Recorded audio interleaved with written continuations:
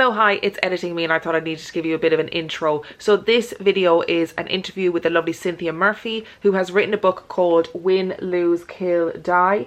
And this book is young adult fiction. It is all about a school called Morton Academy, and there have been a series of horrific murders. It's very good. She's very lovely. I hope you enjoyed the video, but also there is a competition on the Facebook page and the Instagram page to win a free copy of Win, Lose, Kill, Die and to win some merchandise of your choice. So I hope you enjoy.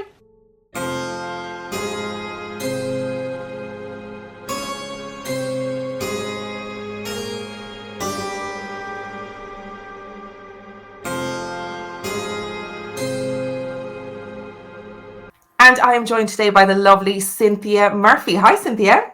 Hello, thank you for having me. It's a pleasure to have you on. I'm really excited to talk to you today. So first things first, you have a book coming out in January called Win, Lose, Kill, Die. Can you tell people a little bit about it? Yep, so it was originally called Head Girl, and Win, Lose, Kill, Die is set in an exclusive boarding school called Morton Academy. Morton Academy is scholarship only, and it accepts people who wouldn't otherwise be able to afford that kind of education. So it has a really diverse cast. However, everyone there is really ambitious, really clever, and quite power hungry. And somebody starts killing off the head girls to make their way to the top. So why did you, I'm fascinated, and I was fascinated when I was reading it, about this idea of a properly inclusive school. Why is that the basis of the school? Why did you think that was important? I think from being a state school kid, I went to a school that wasn't fee paying, that was just a normal Catholic school. And then working in different schools as a teacher. I then went on to work at a private school, and everyone there, even though a lot of the kids there would have parents who just worked really, really hard to kind of put them through school, I noticed how much more opportunity the kids at the private school got than the ones at the state schools. And I found that really, really interesting. And because I wanted a really inclusive cast, and I wanted to kind of represent people from the kind of world I grew up in, where not everybody was wealthy or drove a Range Rover or, could afford to do all these wonderful extracurricular things. I thought, well, let's have a school where the kids can do that, but it's funded. Just the caveat is you have got to be the kind of best of the best. You've got to be really clever. And I thought it would make it really competitive as well, because people have been thrust into this world where, on a Saturday you get silver service breakfast at 16. It's just a really exclusive, lovely place to be. And I think it gives people who didn't have that a taste of what they could have in the future. And that gets to some people the wrong way. So it's interesting because you have personal experience of both the private education system and the state education system. But what was it that inspired you to write this story that's all about academia and really dark ambition? And there's a lot of culty stuff going on there too, and I think we'll talk about that in a bit. But what was your inspiration for it? It actually popped into my head in about 2015, and it started life because I wanted to write a story that was from two points of view, one being the killer and one being our main character, who is Liz. And it just kind of grew from there. I remember my original first chapter was the killer drowning someone in a reservoir walking home from school, which is awful. And then she goes home for a hot chocolate because, she wasn't that particularly bothered about it, which I changed that. I think the whole Morton Academy aspect and the head girl aspect came from, I think in YA you need, it's an old trope, but you need to get rid of the parents. These kids don't have parents around. They've got staff members who, aren't particularly safeguarding in the way that they should be. It just fascinated me what could happen when you throw a bunch of kids who are all that ambitious and that clever into a setting that's really remote. and they have got to fend for themselves when all of this awful stuff is going on. There's people dying around them, and their kind of circle is shrinking by the day. So I think the psychology aspect of it, it's like a bit of a true crime one, this one. There's a great scene in it, speaking of the lack of kind of getting rid of the parents and having adults in their world that don't really safeguard them adequately. There's a great scene where they're having that party on the roof, and I just thought, I wanted my school to be like that. It was like school. When I got my edits back, my copy editor just put, "This bit is so Netflix," and I was like, "It is. You know, it's what you would dream of at 16, 17, isn't it?" And I did think when I was thinking this week about our interview and what I was going to ask you, I was thinking about how this book is a very Netflix series. It's got Netflix written all over it. So Netflix, if you're listening, if you're watching, yeah, please. That'd be amazing. I'll come and help. I'll make tea. So do you ever, obviously I'm a podcaster and that's the world that I live in, but do you ever take inspiration from podcasts? Yep, loads. My first book, Last One to Die, was inspired by an episode of Law by Aaron Mankey. He did a Spring-Heeled Jack episode, and for some reason, I think I was painting my fence, something really boring, and I was having a break from writing. And he told this story of Spring-Heeled Jack, and it just wedged itself in my head. And I thought, oh, well, what if he existed in, modern day London? So I love paranormal podcasts. I love true crime podcasts. And this one in particular, I listen to a lot of a podcast called Secret Societies. And I listen to a lot of cult podcasts, watched a lot of documentaries about cults on Netflix and Discovery Plus and wherever I can kind of get hold of them.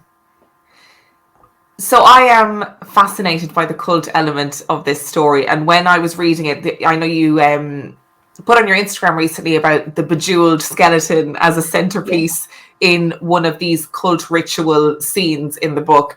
And I love cults. I'm fascinated by them. Were there any particular cults or ritualistic practices or any particular, I suppose they often refer to themselves as families, that inspired this part of the story? Because there is, and what I liked about Win, Lose, Kill, Die is that you are launched into these cult ritualistic aspects without the need for endless explanation as to how you got there. So it's just, this is our life, this is the life that we live in this school, and that's it. So were there any particular cult practices that inspired Win, Lose, Kill, Die? Yeah, there was a few. So on the Secret Society side, there is, I think it's called Skull and Bone at Yale, which is this really kind of infamous secret society that's never been proven. But, everyone who's anybody has been through it. So definitely stole a bit from that. Riverdale actually did a take on it. I don't know if you watch Riverdale. And they did I can't remember what they called it. But when they were at Stonyhurst Academy, they had a similar kind of thing. So got a little bit of inspiration from there.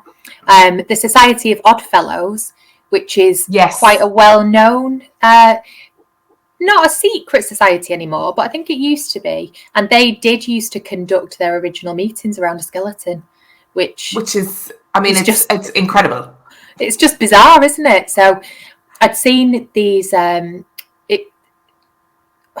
Paul Koudenaris, and if I've said that name wrong, I'm really sorry, is an incredible photographer, and I've got one of his books, and it's all bejeweled skeletons of saints, and they all tend to be kept in Italy, Germany, Austria, and they're just beautiful. And it just kept sticking in my head. It was actually a book I kept seeing, and then decided one day I'm actually going to buy this. And it's just pictures and pictures of these real kind of creepy and morbid but beautiful skeletons. So I thought, well, I'm going to have one of them, so there can be a bit of Society of Oddfellows. But then you've got the cult aspect as well, which is slightly separate, but definitely Charles Manson, who I refer to in the book, because he obviously got people to do awful things for him, never got his own hands dirty, so that comes into it. Jonestown, I find that fascinating that all these people, would follow somebody else's instructions to the point where they would all, drink the Kool-Aid, kill themselves. Oh, there's so many, isn't there? And it's quite scary. And then you've got the modern ones, haven't you? Like the glamour. I've forgotten the name again, but there was a series recently on an LA cult.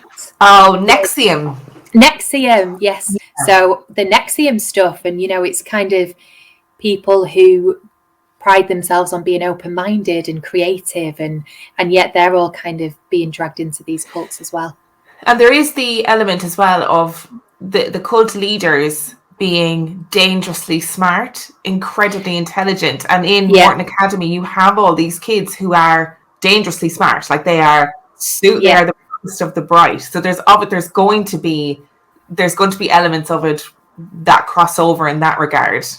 Definitely. Yeah, and I think because they're kids from kind of maybe underprivileged backgrounds, they've got that vulnerability that, yes, they are very clever, but it's very easy to get sucked into things because, it's a good thing and they might not have had that good thing before. So on the topic of Netflix, documentaries, all that stuff, what is your favourite horror film and your favourite horror book? Those two questions are very important. Okay, so I think my favourite film has got to be Scream. It was just, I'm nearly 38, so I was kind of in my teen prime when that came out. An absolute classic. A classic. It is, and it's just so clever, and it still holds up, in the way of how it's so different. And I think it was the first meta thing ever that it was a horror film talking about horror films, and it was so cleverly done. So yeah, that's definitely top of the list, I think. And books, I like a lot of horror books, but again, I think I go back to like my old favourites. So I would have to say it's either Pet Sematary by Stephen King, first book that properly terrified me, but also Dracula. Nice. Yeah, I like Dracula because I listened to it on audio. I only really discovered it about 3-4 years ago. Yeah. And it was done so well and it just sounded so modern. I actually had to buy a physical copy to have a look at the language because I didn't know if they'd like adapted it for the audio version. But it's just written in such a modern way that it kind of still holds up now. And it's got a great feminist character in Mina who's, really trying to be this woman who has to be listened to. And for being written in Victorian times, it's a cracker. Yeah, amazing. I love it. So who is your favourite character in Win, Lose, Kill, Die, and why? I think it's Kat, because she's just so fun. She doesn't really care what people think. She's quite happy to be where she is, but if she's not kind of top of the pile, it doesn't really matter.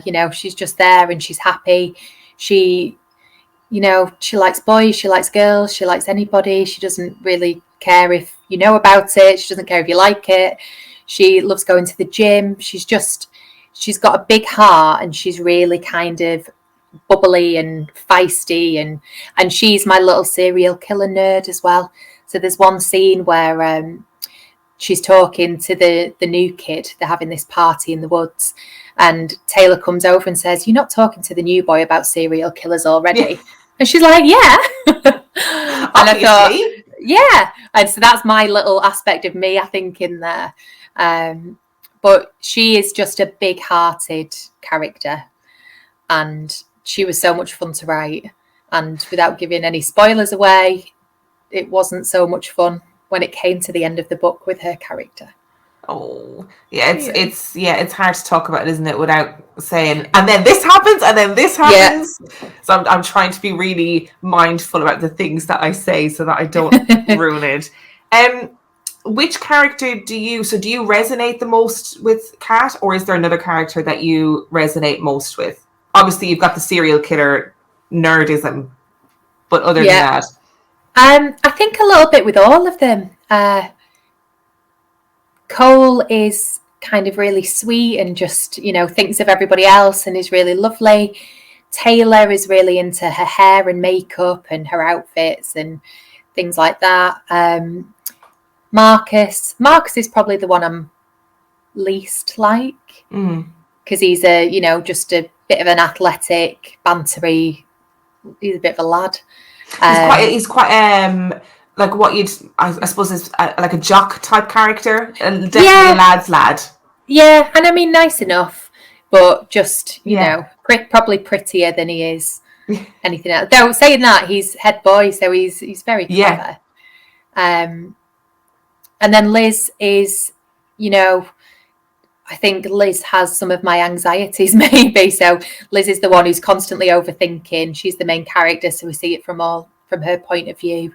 Yeah. Constantly thinking back to like what her life was like, and questioning whether she deserves to be there, and constantly worried socially as well. Constantly worried about how she fits in with the others. Yeah, doesn't quite have as nice clothes as Taylor, so always looks at herself a bit. Had to cut her hair, which actually comes from when I was ill a few years ago and I had to cut my hair. And I just hated it. And I didn't have this big curtain to hide behind, which is what I hadn't realised it was. So I put some of that into it, and because that's quite a big thing. I think especially when you're young, it's a big deal when you get a haircut that goes wrong. But especially when it's not by choice. Yeah, and hers isn't by choice because she had this head injury, so she kind of had to have it all cut off, and her parents aren't really particularly that fussed about her, so she's been left to just get on with it. So I mean my parents are great, just in case they're listening, but little bits in all of them, I think, definitely. I think it's hard not to when you're writing.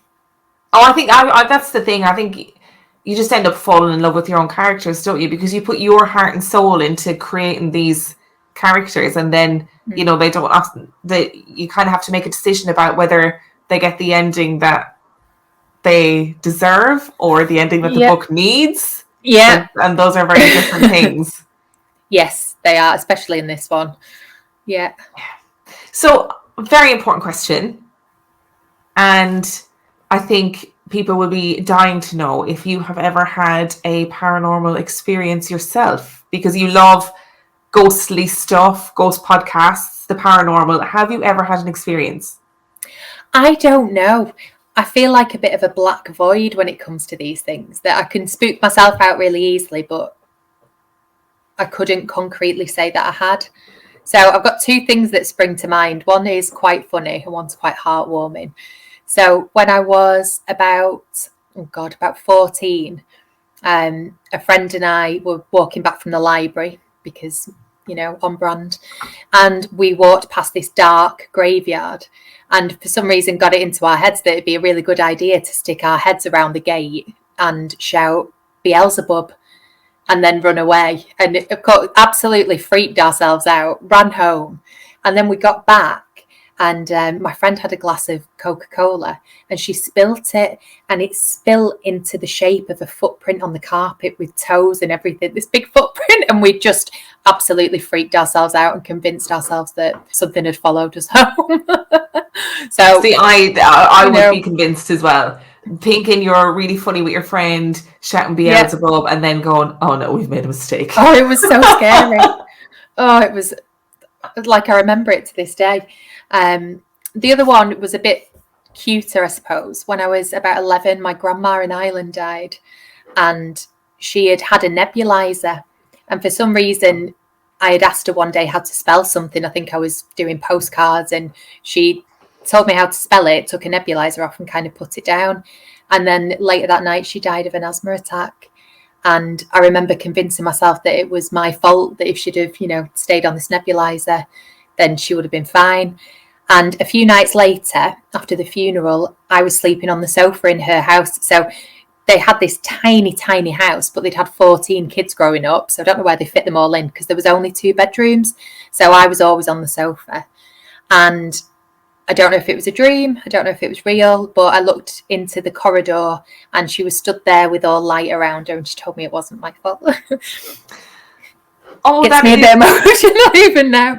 But that was really nice. So lovely. Yeah. So whether that was real or not, I don't know. But I think I needed it either way. I always think, because people send stories like that into us all the time, where they say, oh, I don't know if it was real, I don't know if it was just a dream. And when it concerns loved ones coming back to reassure you or let you know that they're okay, or let you know that it wasn't your fault, you need to not worry about this, then it doesn't matter. Like, you just, if it gives you closure, then it doesn't matter whether it's like real or, you know, provable or whatever. I just think that's lovely. Yeah, That's really nice. It was lovely. Thank you so much for sharing your paranormal stories with us. That's always very important. And when is Win, Lose, Kill, Die out? How can people get it? Where can they get it? It's out on the 6th of January, and you can get it pretty much everywhere. So you can pre-order it now. I know a lot of places, I think particularly Waterstones and WH Smith last year, they sent them out super early. So if you're looking for a Christmas present, you might get a sneaky early copy. But yeah, apart from that, everywhere books are sold. I know Eason's do it in Ireland. And I think it's not out in the US, but you can get it on Book Depository, and that's normally free worldwide shipping. And it's on Kindle.